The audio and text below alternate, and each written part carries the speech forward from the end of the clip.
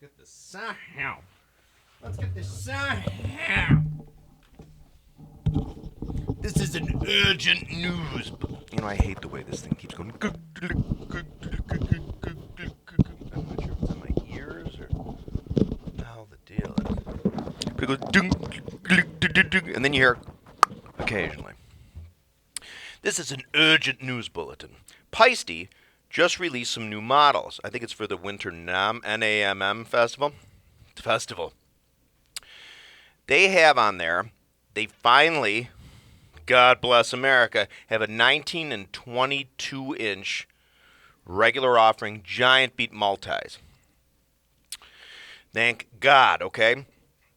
Again, Eric, I know we haven't talked for a while, but if you can make a slightly heavier version of the giant beats, I mean literally slightly, like instead of a 1280 or 1300 gram multi, okay? If you can make like a 1490 gram 18 in the giant beats, or in the make a heavier, like the 20, instead of being, maybe make the 20s a heavier version of the giant beat, and a good weight for that would be, let's say, 1950 grams, okay? That's my advice. I told you that back in the 1950s, well, 2 years ago. Also to a 15-inch, 14 and 15, but 15-inch pair of frickin' Sound Edge giant beat hi-hats, okay? For the love of God, they'd be like the perfect exact BA counterpart to the original 602 15-inch Sound Edge hats. Anyway, Paiste has new cymbals on there. Again, they have the 19. They expanded the giant beat line. But they also have, and some other stuff with the Masters, I think, but I'm going to go right to the 900 series, okay? Which also has a bunch of color sounds in it. Now, they look kind of... Color sounds never did it for me, but they do, obviously, by the nature of it, really dry out the tone.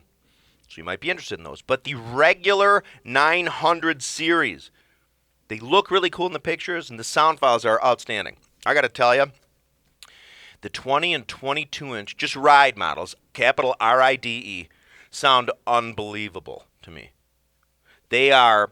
Now, I used to say when the Giant Beats, the reissues first came out, I was telling everybody how much I really thought a lot of jazz folks would like those. Because there's a certain near field, oftentimes with B8 alloy, the near field sounds harsh to most people.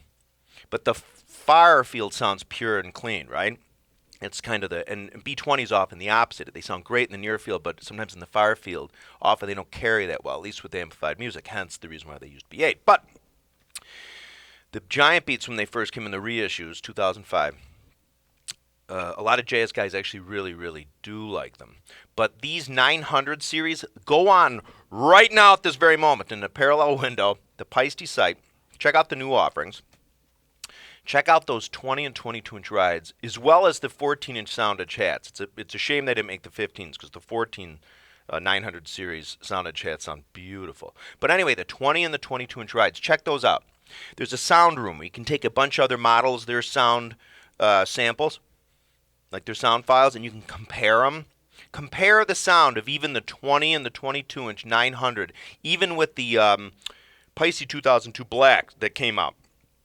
You got to hear these freaking things. You know, again, Eric Paiste. You know, the thing is, Eric, I wish you'd call me back. You know what happened? He and I had like a total like bromance. We honestly really did, and it's probably going to annoy the shite out of him that I'm putting this in this video. But I'm one of your biggest fans, Paiste, honest to God. And honest, I mean, it was really, what's that movie, like I Love You, Man, with the two guys? It was like that kind of for like a week and a half. It was like a whirlwind, like bromance. And I gave him all my ideas and stuff, which he was really happy. Like, he actually told me he was going to make me a pair of 15-inch Sound Edge hats if I wanted them. God, 15-inch pair of Giant Beat Sound Edge hats. But what happened was I had in my process of giving him advice, I started to talk about the new cymbals coming in from China and from Turkey. There's a lot more to choose from now in cymbal world. It used to just be Sabian, Zildjian, and Paiste. Well, now you have like Soul Tone and all kinds of other stuff, okay? So in the process of me I was trying to give him some advice, which I don't want to go into because it's proprietary, meaning that I think it's very valuable advice, and it's between me and him. But at one point I asked him a few questions about things that might have had to do maybe with certain sales things on their end. And I think immediately he was like, wow, this guy is a spy for Sabian or Soultone or Dream Bliss or whoever. I'm not. I actually kind of do have a brain in my head. And he really sort of shut down then. Anyway, and part of it was, too, he seemed to get really upset over the fact that, and I understand this, because Paiste makes cymbals for sound, okay? But over the, how, they don't really make cymbals for the way they look, just for the way they sound. Well, obviously they have color sounds, right? I mean, they do kind of make them for the way they look. Okay, so that's in all fairness. Anyway, Eric, if you get a chance, call me back. I'd really like, again, to give, I think I have some great ideas. Oh, but let's go back to the 900. Seriously, the 900 series. You got to hear these cymbals. The sound files are unbelievable. Really. That 20 and that 22. The crashes are cool, too. The regular crashes. So, yeah, check it out. So this is a quick video. I'm airing my Eric Paiste dirty laundry. But, again, hopefully he might see this and understand that, really, I might be an asset to the Paiste. Of course I'm an asset to the Paiste company. I have 975 million subscribers now.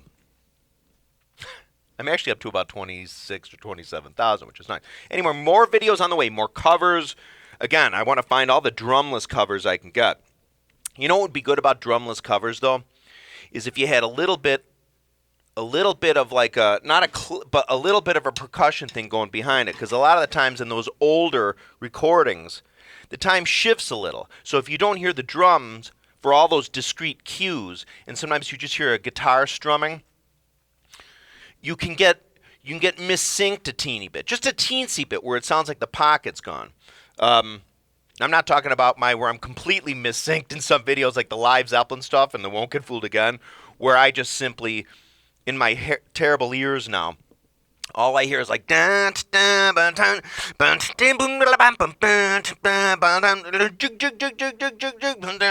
goes, and that's kind of what I hear. I'm trying to play, and I don't know what the hell is going on. So anyway, hello. Come in on runway 32 left. Come in, wind's heading 30 knots, pointing right toward you. See you soon. Good night. We're over here on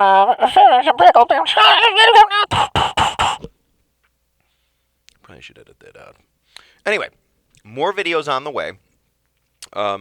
More covers, more Bonham stuff, a couple cool little I realize I'm going to remake a lot of the videos I used to do, because I think I did on a lot of Bonham stuff and songs, because I think the people get a lot out of them, but the sound, obviously, as you guys said for years and years, is so. The backing vocals are still shitty.